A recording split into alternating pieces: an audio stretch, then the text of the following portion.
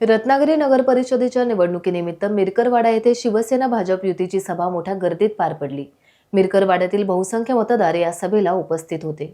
यावेळी मिरकरवाड्यातील प्रमुख मान्यवर मंडळी मंचावर उपस्थित होती, तर समोर नामदार उदय सामंत यांना नेहमी भाऊ मानणाऱ्या महिला मोठ्या संख्येने उपस्थित होत्या। यावेळेस नगराध्यक्ष पदाच्या उमेदवार शिल्पा सुर्वे यांनी महिलांच्या उद्योगाची व्यवस्था, बालकांसाठी उद्यान, महिला मच्छीमार सोसायटीची इमारत यासह मिरकरवाड्याच्या विकासाला चालना देणार असल्याचं सांगितलं। तर पालकमंत्री नामदार उदय सामंत यांनी मतदारांशी थेट संवाद साधताना आता मिरकरवाड्याचा एकही प्रश्न शिल्लक राहणार नाही, विकास करणारच तुमच्या सोबत आहे, तुमच्या आशीर्वादानेच काम करतोय असे त्यांनी सांगितले। पाहूयात ते काय म्हणाले। आज मिरकरवाड्यामधली ही गर्दी बघून खूपच आनंद झाला। येत्या 2 डिसेंबरला रत्नागिरी नगर परिषदेची सार्वत्रिक निवडणूक होते। आपल्या या प्रभागातून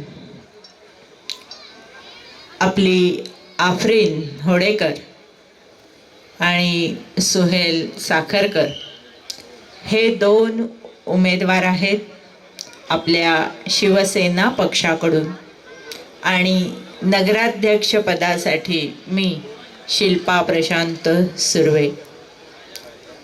आम्हाला तिघांनाही समर्थन देण्यासाठी आपण सगळेजण इतक्या बहुसंख्येने इथे उपस्थित राहिलेले आहात, याचा खूपच आनंद होतोय। मी या ठिकाणी आपल्याला एवढंच सांगते की गेली 15 वर्ष रत्नागिरी नगर परिषदेचा कारभार करत असताना मला ज्या वेळी संधी मिळाली त्यावेळी मी या रत्नागिरीतील सामान्य नागरिकासाठी, सामान्य नागरिकाला जे जे हवंय ते देण्याचा प्रयत्न केलेला आहे। जर गल्ल्या स्वच्छ झाल्या तर साहजिकच शहर स्वच्छ होणार आहे, आणि शहर जर आपलं स्वच्छ झालं, नीटनेटकं झालं तर नक्कीच ते महाराष्ट्रामध्ये 1 नंबरला येणार आहे। उपक्रमांचा फायदा झालेला आहे। आपल्या मिरकरवाड्यामध्ये असू दे, कुठच्याही मोहल्ल्यामध्ये असू दे, आपल्यासाठी ज्या योजना हव्या आहेत त्या नक्कीच आम्ही नगर परिषदेमार्फत राबवू, आणि आम्ही ज्या योजना आणू त्या ज्या होणाऱ्या आहेत त्याच आणू। उगीचच काहीतरी आम्ही हे करू, ते करू, असं देऊ, तसं देऊ, अशा खोटी आश्वासनं आम्ही तुम्हाला कधीच देणार नाही। जे आम्ही करू शकू तेच आम्ही तुम्हाला हक्काने सांगू की हे तुमचं काम आहे, हे आम्ही नक्की तुम्हाला करून देऊ। अनेक लहान मुलं इथे आहेत, आणि मला मिरकरवाड्यामध्ये या मुलांना खेळण्यासाठी कुठेही, म्हणजे मी अजूनपर्यंत जेवढी फिरले तिथे मला कुठेही उद्यान दिसलं नाही आहे। तर जर तुम्हाला ते हवं असेल तर नक्कीच तुमचे 2 नगरसेवक आणि मी या मुलांना अगदी स्वच्छंदी खेळता यावं, एकत्र येता यावं, यासाठी एक छान उद्यान नक्की आपण मिरकरवाड्यामध्ये करूया। जागा तुम्ही नक्की बघून ठेवा की या ठिकाणी जर उद्यान झालं तर बरं होईल, आपण नक्की ते करूया। त्याचप्रमाणे आत्ताच मला कळलं की महिलांची जी सोसायटी आहे तिची पडझड झालेली आहे। अनेक मच्छीमार महिला तिथे येतात, तर मी तुम्हाला आश्वासन देते की ही पडझड झालेली जी इमारत आहे ती नक्की आपण छान सुंदर करूया। तुम्ही छान एकत्र येऊन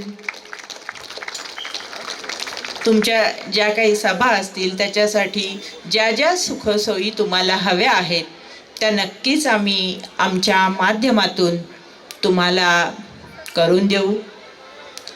अनेक ज्येष्ठ मंडळी इथे आहेत, ज्यांनी खूप या मिरकरवाड्यासाठी त्यांचं खूप मोठं योगदान आहे। मी त्या सगळ्यांना विनंती करते की तुम्हाला ज्येष्ठ मंडळींसाठी नगरपालिकेच्या माध्यमातून ज्या काही सोयीसुविधा हव्या असतील त्या नक्की तुम्ही मांडा. आम्ही नक्कीच त्याची पूर्तता करू. मिरकरवाड्याचा विकास करण्यासाठी तुमच्यासोबत आम्ही तिघही आहोत. तुमची मागणी जी असेल ती पूर्ण करणे ही आमचं कर्तव्य आहे आणि या कर्तव्याची जाणीव ठेवून आम्ही सदैव तुमच्याबरोबर आहोत. तुमच्या अडीअडचणींमध्ये सदैव आम्ही तुमच्यासाठी धावत येऊ याची ग्वाही तुम्हाला देते. आणि 2 डिसेंबरला तुम्ही सर्वांनी आम्हाला दुआ द्यावी ही विनंती करते आणि थांबते. प्रचार सभेसाठी उपस्थित असलेले सर्व सन्माननीय मान्यवर, आमच्या नगराध्यक्षपदाच्या उमेदवार आदरणीय शिल्पाताई, नगरसेवक पदाचे उमेदवार सोहेलजी सावरकर, व्यासपीठावर उपस्थित असलेल्या नगरपालिकेच्या नगरसेविका पदाच्या उमेदवार आफरीन मॅडम, व्यासपीठावरील सर्व सन्माननीय सर्व ज्येष्ठ, या टोकापासून त्या टोकापर्यंत सगळ्यांची नावं मला येत आहेत पण घेत नाही, पण 10 वाजता मला राजवाड्याला जाऊन सभा संपवायची आहे.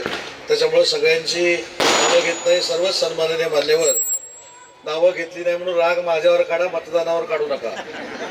सर्वच मान्यवर, सर्व माझे मार्गदर्शक आणि मोठ्या संख्येनं उपस्थित मिरकरवाडा वासीय बंधू आणि भगिनींनो, आज मिरकरवाडा हाऊसफुल आहे.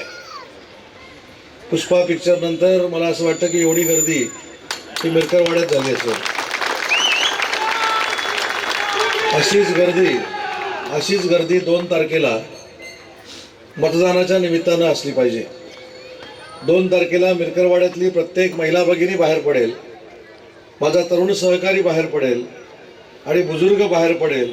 तो बाहेर पडल्यानंतर फक्त आणि फक्त तीर कमानवरच मतदान करेल ही आशा मी या कार्यक्रमाच्या निमित्तानं तर बाळगली तर ती चुकीची ठरणार नाही.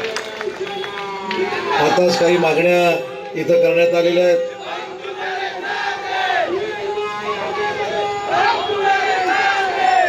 अरे सगळे 7 आहेत ते 2 तारखेला दाखवा आणि 2 तारखेला समोरच्याचं डिपॉझिट घालवा.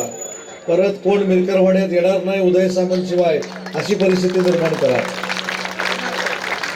आज विकासाची कामं मिरकरवाडा वासियांसाठी आवश्यक आहेत. त्याच्यामध्ये जेटीवर महिलांच्या उद्योगाची व्यवस्था करायची आहे.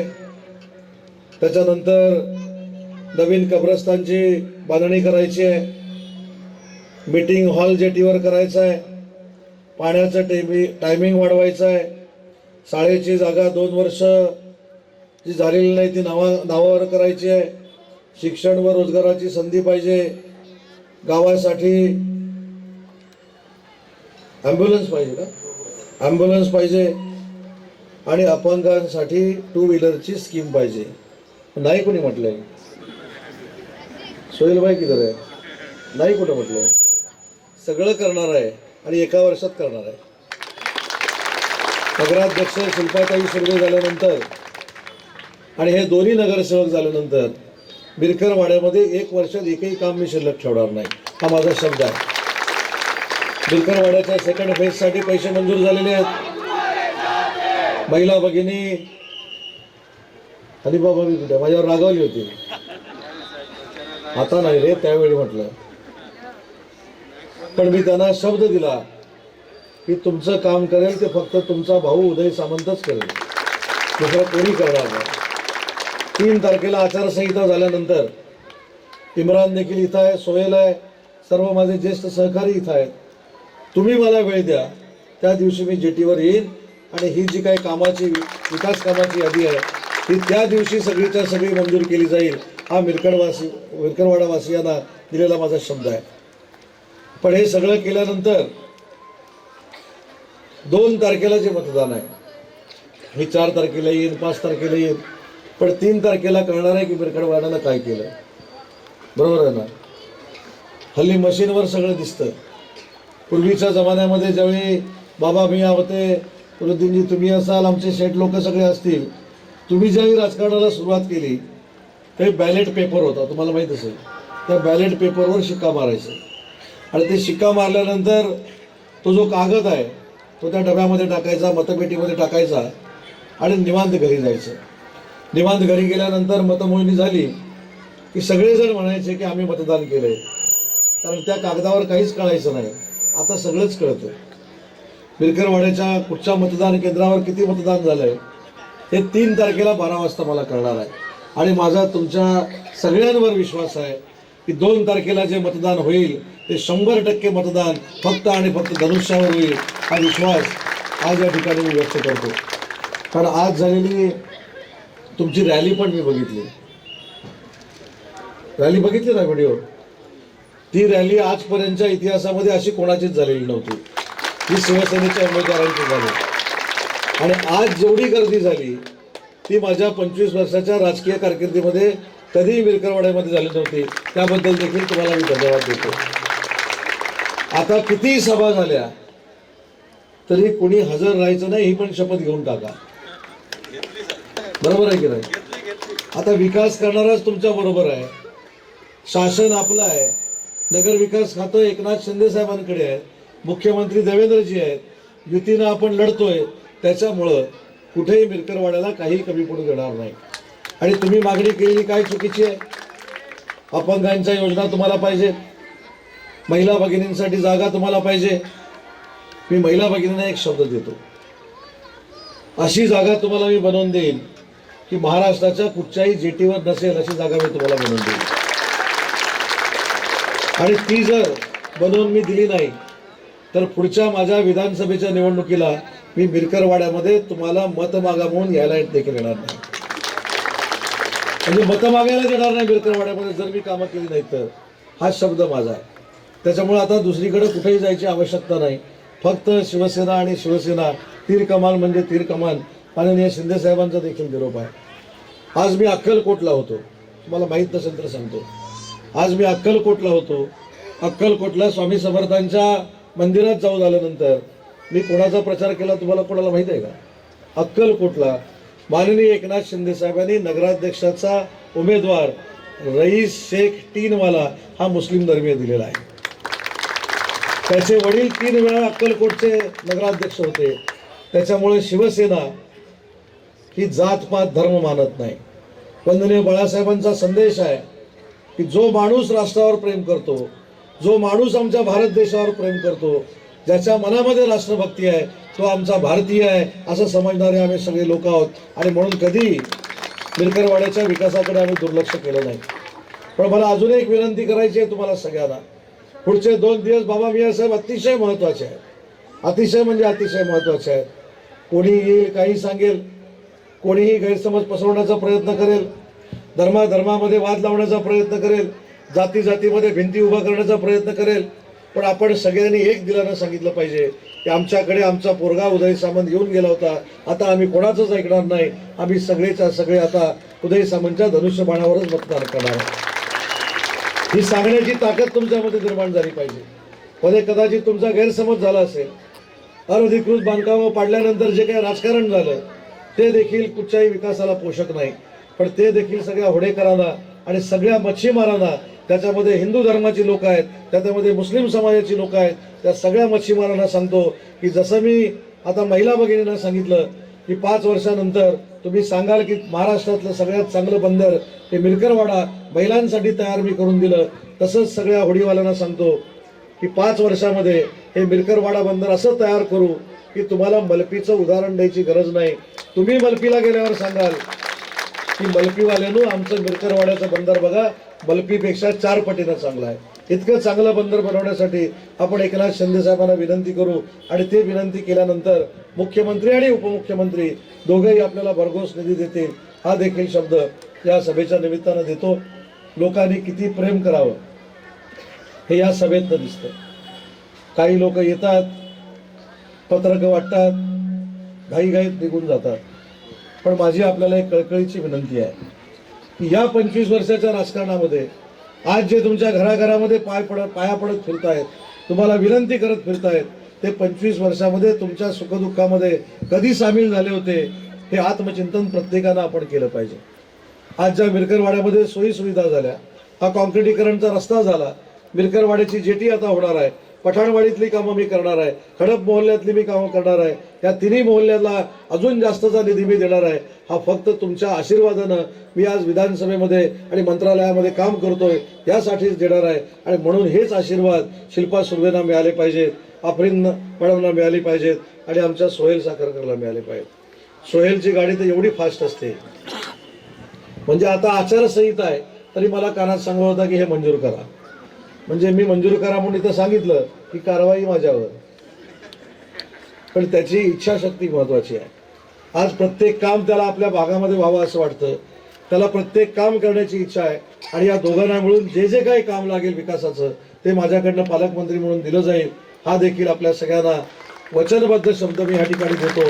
कारण तुम्ही ज्या संख्येनं जमलेला आहात, हा आवाज अख्ख्या शहरात नाही अख्ख्या महाराष्ट्रात पोहोचलेला आहे की मिरकरवाड्यामधली उदय साहेबांची सभा हजारोंच्या उपस्थितीमध्ये झाली आणि मुस्लिम बांधवांनी पुन्हा एकदा तीर कमान खांद्याला लावायचा निर्णय घेतलाय, तीर कमानीवर मतदान करायचा निर्णय घेतलाय.